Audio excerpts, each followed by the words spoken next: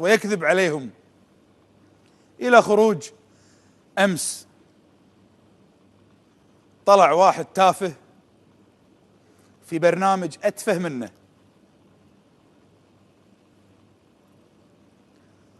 وقال له كلمة في الشيخ طلال الفهد، كلمة يجب أن أتوقف عندها. قال إن يا طلال ويا أحمد ترى ريحتكم فاحت وحلوا المشكل وخلصونا بطريقته. طبعا هو يتهزز لأنه متعود على الطيران، متعود على الطقطقة.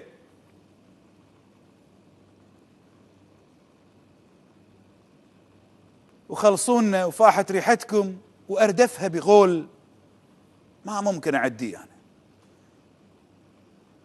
احمدوا ربكم انكم مو في الوسط الرياضي السعودي. صدقك انت نسيت عطني ابو اثنين، نسيت سلطان بن فهد ايش سوى بالتليفون، نسيت اذكرك برئيس نادي النصر الراحل رحمه الله عليه ايش كان يسوي فيكم بالصحافه. الكلام مو معاك، انت بالنهايه كومبارس، تأدي دورك وتروح البيت. الكلام مو لوليد الفراج، لا، لوليد الابراهيم شيخك، الشيخ وليد الابراهيم مالك الام بي سي. اسمعني وافهمني واقرأ ما بين كلماتي. يا وليد يا ابن ابراهيم، نحن من علمناك ألف باء الإعلام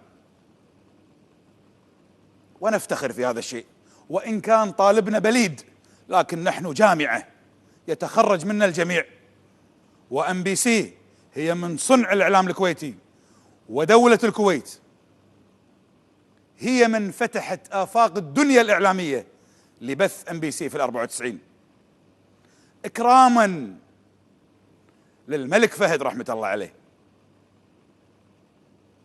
وإجلالا له لما لهذا الشخص من مكانة في قلوبنا وقلوب قيادتنا السياسية.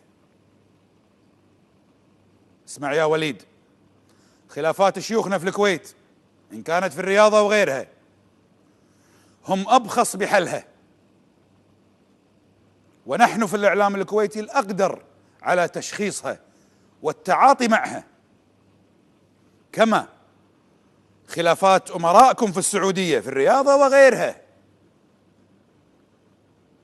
نقف نحن دون أن نتدخل فيها، ليس جبنا منا ولا خوفا ولا نقصا في المعلومات، بل نحن نرصد كل ما يحدث،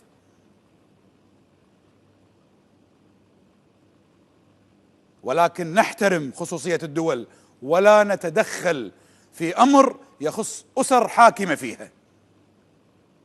احنا هالشكل مدرستنا علمتنا أن نحترم الآخرين ونصوبهم إن حادوا عن درب الصواب، فإن عدت لها عدت يا وليد يا إبراهيم. ترى الحشيمة ملك، الحشيمة حق الملك سلمان فقط.